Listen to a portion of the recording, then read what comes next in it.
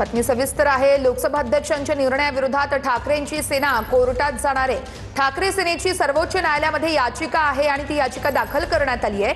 ठाकरेंच्या 6 फुटीर खासदारांना शिवसेनेत विलीनीकरणाला मंजुरी दिली होती आणि याच निर्णयाविरोधात आता ठाकरेंची सेना कोर्टात पोहोचलेली आहे। प्रमोद जगताप आमचे प्रतिनिधी या संदर्भात अपडेट देत आहेत। प्रमोद, लोकसभा अध्यक्षांचा जो निर्णय होता खासदारांसंदर्भातला, त्याच विरोधात आता ठाकरेंची सेना कोर्टात पोहोचली आहे। नेमकं काय म्हणणं आहे आणि याचिकेमध्ये काय म्हणण्यात आलेलं आहे?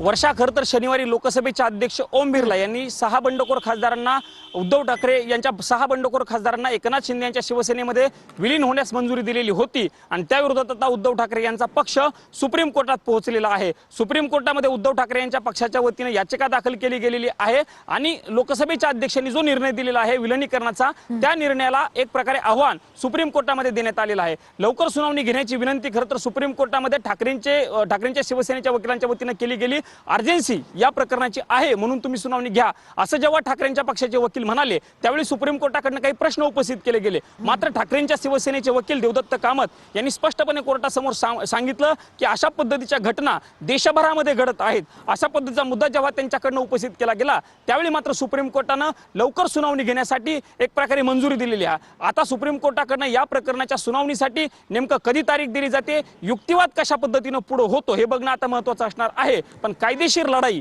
ठाकरेंच्या शिवसेनेची आता सुप्रीम कोर्टामध्ये पोहोचल्याचं चिन्ह आपल्याला या निमित्तानं बघायला मिळत आहे। निश्चितच या घडामोडीकडे आपलं लक्ष असेल। प्रमोद, तुर्तास धन्यवाद आपण दिलेल्या सविस्तर माहितीसाठी।